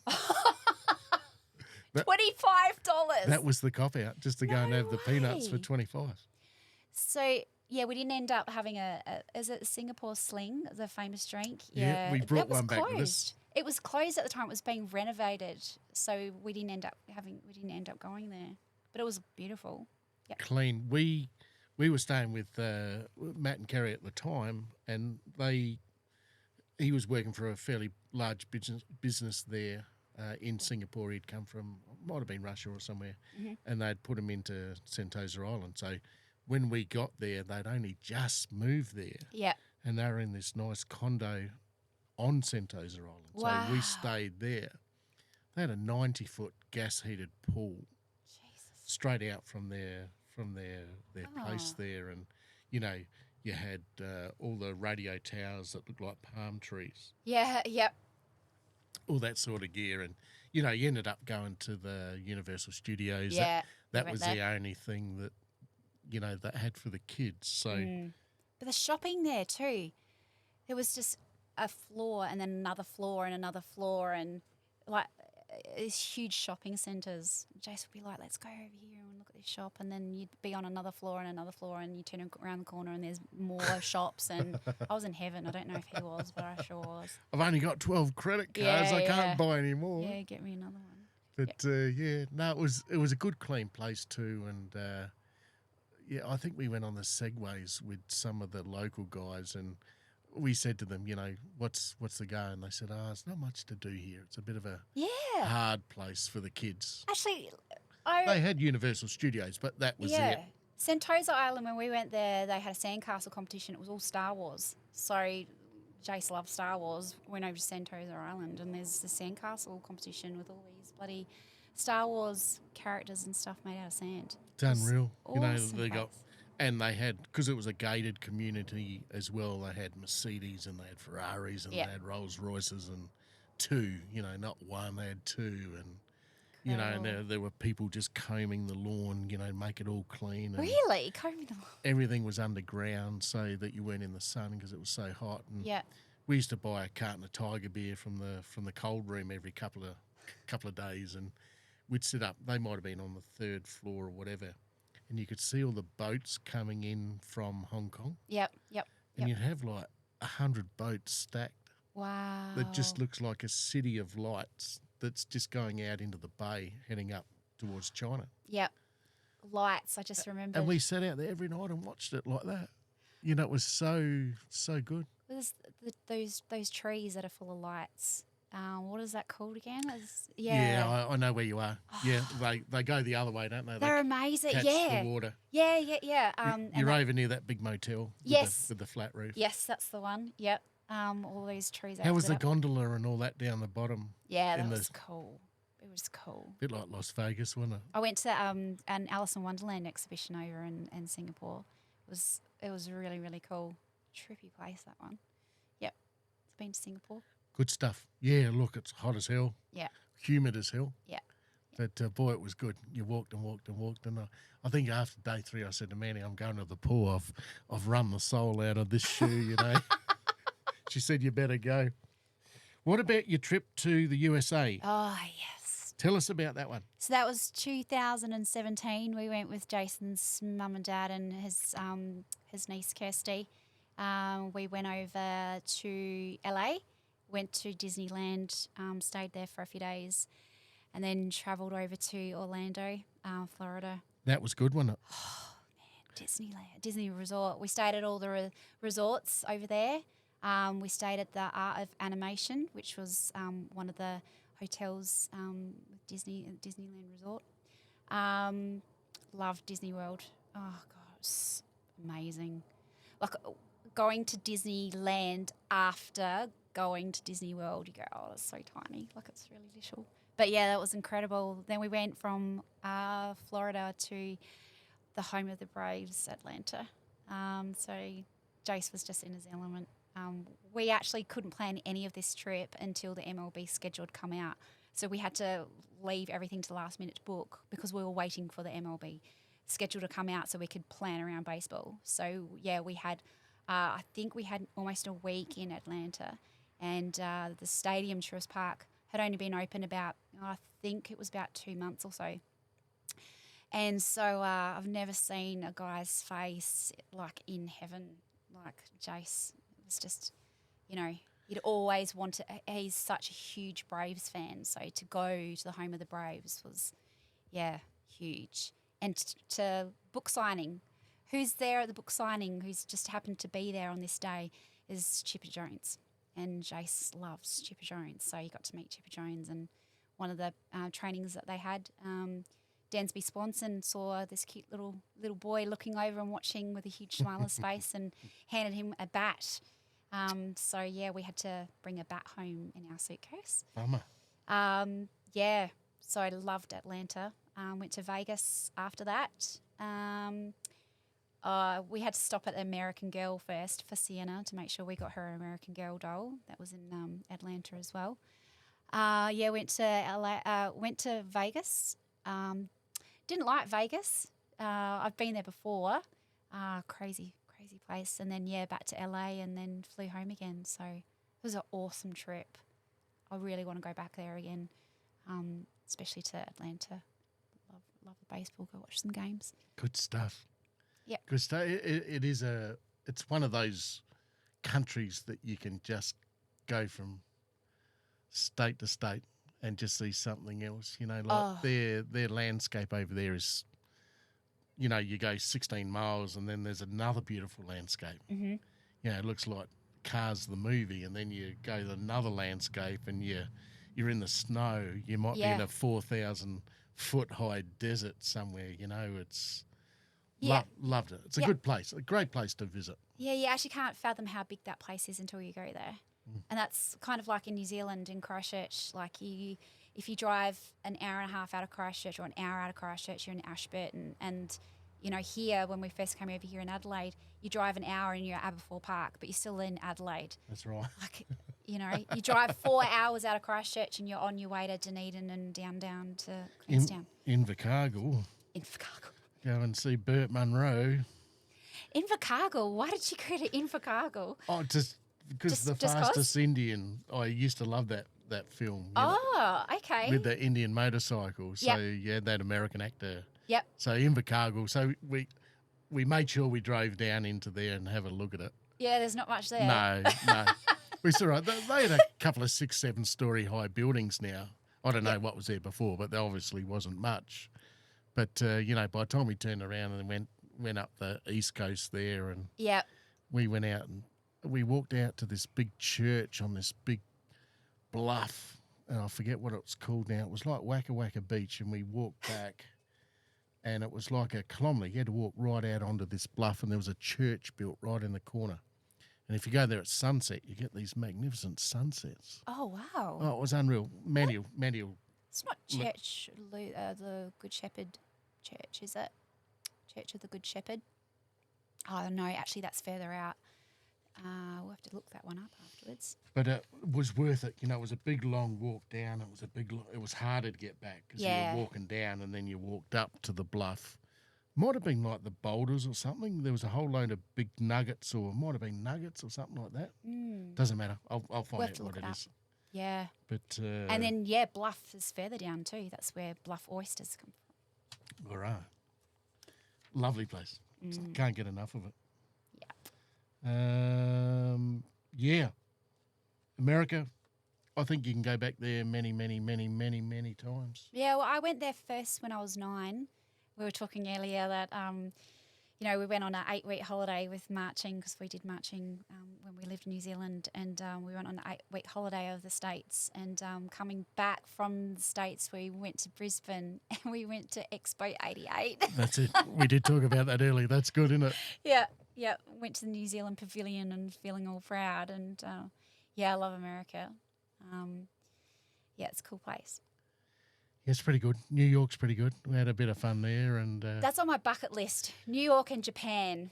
Janine just came back from Japan with her and Andy, and I said, Janine, you have to take me to Japan. That's what I want to do when I'm turning 50, is go to Japan. Good girl.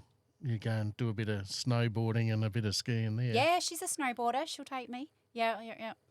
Yeah, that's on my bucket list to do. Yeah. Good stuff. Yeah, get there if you can get to New York and have a look. That one's. And Connecticut and Boston go up the top there. I haven't been to Boston yet, but I always said I'd go and watch a Yankees game versus the Red Sox at Boston with my daughter. Are you a Yankees fan? I'm a Yankees fan. I'm like Maz. A diehard, yeah. He's a dieharder. Oh, he is. He is. But, You're a Yankees fan. It's in your blood. It is. You've got it. It's in your blood. Wow, that's commitment. So, well, I do have that. I have aroha. Aroha means love in Maori. I've got that tattooed on my foot. Love it. No, they're just those things you do. I drew it up that night and got it done the next day. And yeah, I did the same actually. I just said to the guy at Otautahi tattoo studio in just out of Auckland, and I said, I'm not really sure what I want. Can you design something for me? I knew I wanted aroha on my foot, which means love in Māori. And, he just did this freehand on my foot, and Jace got one too. So we're sitting there having tattoos done while I've got, like, Sienna and Liam and their pushes.